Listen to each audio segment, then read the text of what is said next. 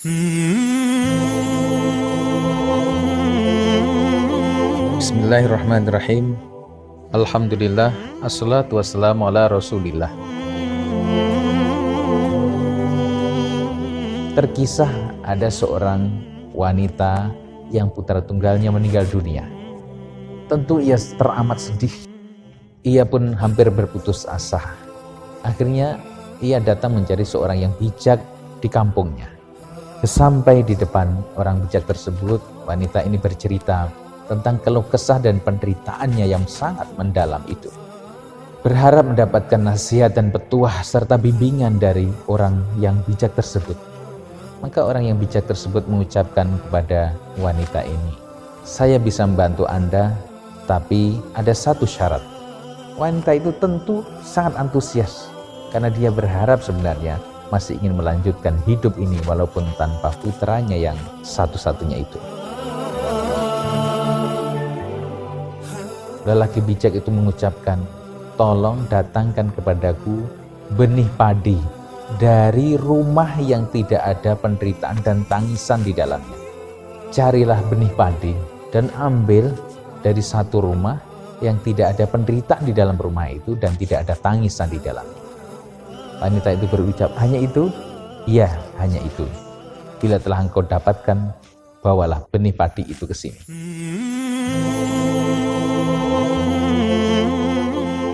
Langsung terpikir di wanita itu pada suatu keluarga.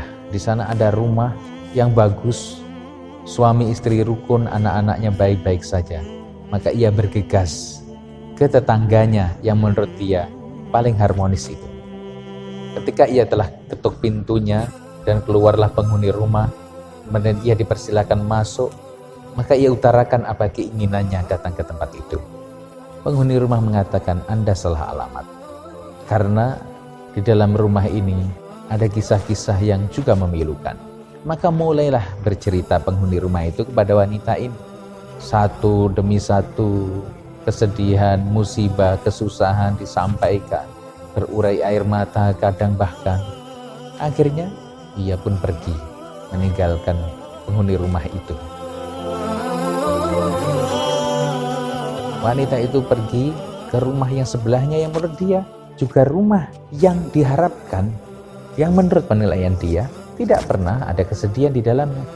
Ternyata ketika ia mendatangi rumah yang kedua juga sama. Begitu pula ketika ia mendatangi rumah ketiga, keempat, kelima, keenam dan seterusnya. Langkahnya terhenti ketika sudah 100 rumah lebih ia datangi dan semuanya sama. Artinya di dalam rumah-rumah tersebut ia dapati tangisan dan penderitaan. Lantas wanita ini datang ke lelaki bijak tersebut dan mengatakan, "Wahai orang bijak, maaf, saya tidak bisa membawa benih padi seperti yang kau minta." "Mengapa demikian?" tanyanya.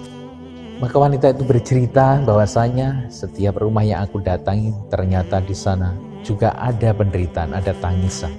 Mereka bercerita kepadaku bagaimana mereka mengalami musibah demi musibah, kesulitan demi kesulitan dalam hidup mereka. Hingga bahkan kadang-kadang sering aku menasihatkan kepada mereka agar mereka lebih sabar lagi untuk menghadapi musibah itu.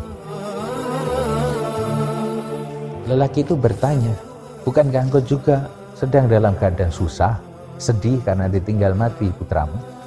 Wanita itu berucap, "Ternyata di sana ada kisah-kisah yang jauh lebih berat, lebih menyedihkan dibandingkan kesedihanku." Maka lelaki itu berucap, "Lantas bagaimana perasaanmu sekarang?" "Alhamdulillah, dada saya sudah lega. Penderitaan yang teramat berat, di mana sebelumnya saya merasa sebagai orang yang paling menderita di dunia, ternyata saya salah. Di sana setiap orang menghadapi kesulitan hidup masing-masing." Ini adalah pelajaran di mana ketika kita mengalami kesedihan apapun, jangan pernah hanya berdiam diri, menyendiri, kemudian berpikir atau bahkan meyakini bahwasanya penderitaan yang sedang kita alami itu adalah penderitaan yang paling hebat di dunia ini. Hingga kita merasa orang paling menderita, orang yang paling sedih. Ketika kita dalam keadaan seperti itu, bangkitlah, berjalanlah. bertemulah dengan orang-orang lain, baik yang Anda kenal ataupun tidak. Maka dalam perjalanan Anda menemui orang-orang tersebut, Anda akan tahu, Anda akan mendengar cerita-cerita nyata dari mereka-mereka, yang akhirnya nanti penderitaan Anda itu akan terobati dengan sendirinya. Mengapa? Karena ternyata di sana ada orang-orang yang lebih berat lagi ujiannya, hingga Anda merasa ringan. Bukankah kita mendengar ada seseorang datang kepada seorang guru menceritakan betapa hidupnya hancur karena dia terlilit hutang. Kemudian sang guru bertanya, berapa hutangmu? Dia berucap 50 juta. Maka sang guru tersenyum. Dia berucap, ada temanmu yang hutangnya 2 miliar. Ketika mendengar bahwa ada teman dia yang dia kenal juga punya tanggungan 2 miliar, sementara dia hanya 50 juta, maka jadi ringan terasa. Ternyata dia belum ada apa-apanya. Itulah rahasia fa'athabahum ghamman bi ghammin. Dahsyatnya Al-Quran, bahwa penderitaan yang datang kepada kita itu kadang-kadang justru untuk menghapus rasa sedih dari penderitaan-penderitaan yang sebelumnya. Maka betapapun kesedihan yang kita alami, jangan coba-coba untuk menikmatinya. Akan tetapi berusahalah untuk mau terbuka, untuk mau bangkit dengan cara kita peduli terhadap nasib orang lain. Maka insya Allah seberat apapun penderitaan kita, Allah akan hilangkan, akan ganti kesedihan itu dengan rasa bahagia.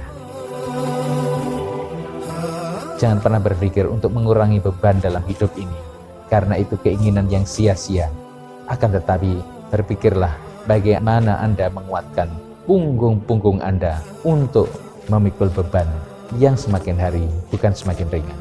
Hanya dengan pertolongan Allah, kita semuanya dapat menjalani hidup ini dengan penuh keridhaannya, insya Allah.